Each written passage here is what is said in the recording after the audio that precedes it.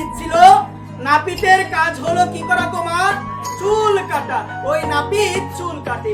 এই নাপিতের দোকানে এক সময় একজন সাধু এসেছে। কে এসেছে গো মা? একজন সাধু এসেছে। ওই নাপিত না ভগবানকে মানে না। কাকে মানে না গো মা? ওই নাপিত ভগবানকে মানে না।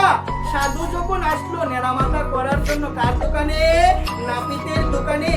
তখন নাপিত বলছে, আপনি কাকে ডাকেন? কার জন্য মাথা নেড়া করেন? ভগবান বলে কি কেউ পৃথিবীর মধ্যে আছে? ভগবান বলে কিছু হয় না, ভগবান নাই। ওই কথা যখন বললো তখন সাধু চিন্তা করলো, আজকে যদি তাকে আমি শাস্ত্রের কথা বলি সে আমার কথা মানবে না।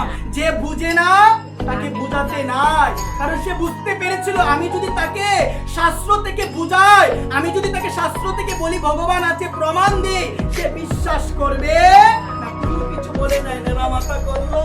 নেড়ামাথা করার পরে চলে যাবে। চলে যাওয়ার পরে নাপিতকে প্রশ্ন করলো, তুমি কেন বিশ্বাস করো না যে ভগবান বলে কেউ আছে? সে বলে, ভগবান বলে যদি কেউ থাকে, একজন মানুষ গরিব হয়, একজন মানুষ ধনী কেন হয়? একজন মানুষ কষ্টে থাকে, একজন মানুষ শান্তিতে কেন থাকে? ভগবানের এইরকম বিচার কেন?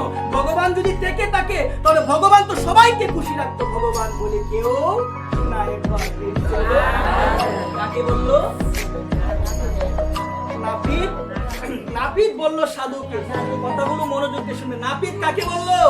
সাধুকে বললো। কখনো সাধু কিছু বলে নাই। সাধু চলে যাবে বাড়ির উদ্দেশ্যে। যখন বাড়ির উদ্দেশ্যে চলে যাবে তখন রাস্তার মধ্যে একটা পাগল দেখতে পেল। কাকে দেখতে পেল তোমা? পাগলের চুল দাড়ি অনেক বড়। পাগলকে দেখার পরে সে চিন্তা করলো, আবার যাবো কার কাছে?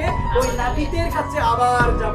নাপিতের কাছে গিয়ে বলছে, এই জগতে নাপিত বলে কেউ নাই। এই জগতে নাপিত বলে কেউ নাই।